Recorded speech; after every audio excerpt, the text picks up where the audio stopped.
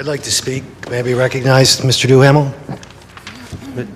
Mr. Lombardo? Thank you, Mr. Duhamel. So, let me just pull the agenda up. Could you state your name and address, please, for the record? Robert Lombardo, 12 High Street, Westerly, Rhode Island.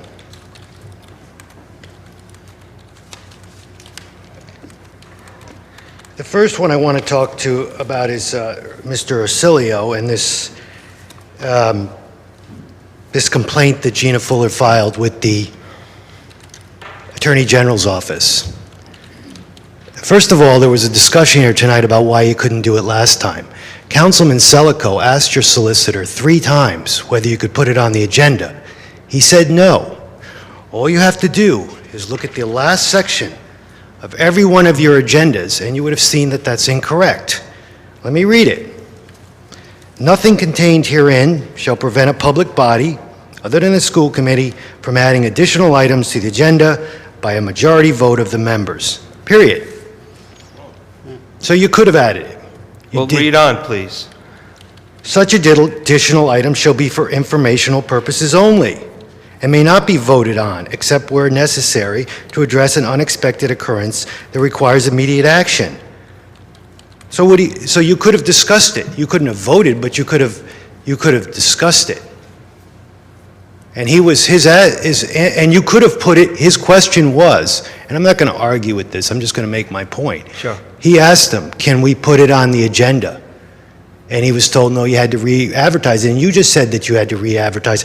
I can tell you that I talked to Lisa Pinasalt right after. She said, no, of course you don't. I think in this environment, I don't mean to be argumentative. Yeah, why don't you, because it doesn't really reflect well on you, Mr. Duhamel. The other thing is that you've also said that you said, Mr. Duhamel, that your solicitor has a conflict and he can't handle this case, if I heard you correctly. However, he told the Westerly Sun that he sought and received verbal opinions from both the State Ethics Commission and the Rhode Island Disciplinary Council stating that he did not have a conflict and could handle the response. So he might not want to do it, or he might want to do it out of abundance of caution, but this is going to get him in a little bit of trouble. But he certainly could do it.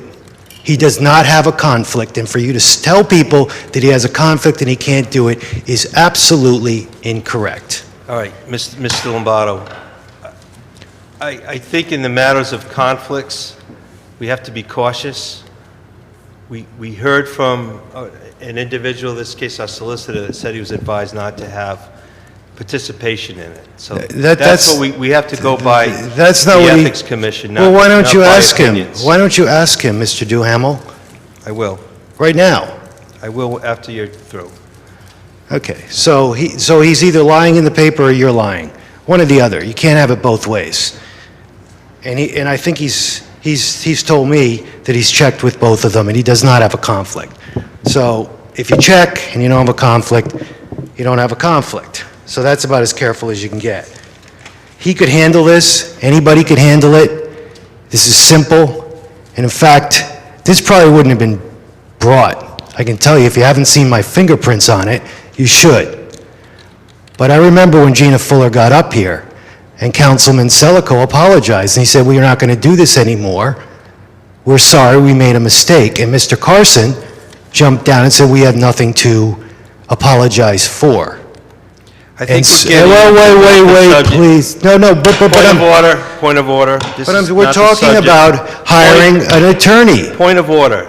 This is not about the substance of this charge. This is about whether hiring an attorney is appropriate or not. I'm not going beyond that. All right, and I'm talking about hiring an attorney. You have solicitors. They can do this. Any monkey could do this. And in fact, Mr. Gagne was absolutely correct. I've talked to Lisa Pinasalt. She's going to be asking for the minutes anyway. So you might as well just turn them over. They're the experts. They're going to want to review them, and they'll determine it. And it's no shame in getting it wrong. What the shame is when you cover it up, Mr. Duhamel, which I've advised you many times. It's embarrassing. Now, I will move on to the next one. And that is the case in the Supreme Court. Mr. Carson, you're absolutely incorrect. The consent order is in before the Supreme Court. If the Supreme Court sends that back, the consent order's coming back. And I don't know how your solicitor and your town manager, who is also an attorney, could not know that and not correct you.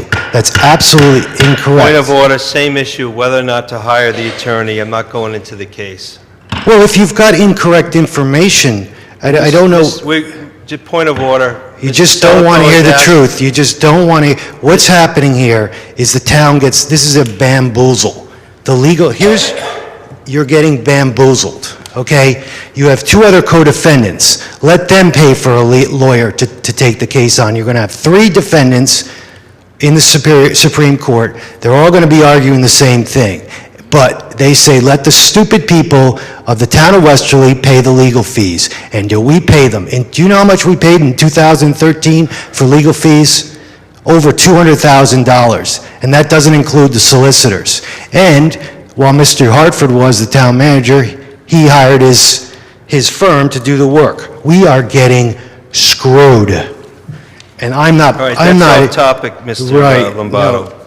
Well, Anything else on the agenda? Yes. You do not need to hire Mr. Bourne and the people who want to distance themselves from Copar because they weren't here. You're starting to get into it now because you're not going to be able to tell the people of Bradford, the town of Westerly, that you did everything you could. By Mr. Bourne going up there, you are going against the town of Westerly, the people of the town of Westerly, because that consent agreement is no good. As we pointed out last week, it was based on deceit and conflicts of interest. So if you're going to vote to spend all this money to have the Supreme Court uphold the decision, which I think is coming back anyway, and you can write that down on a piece of paper, but what you're going to do is spend a lot of money to fight the people of Bradford.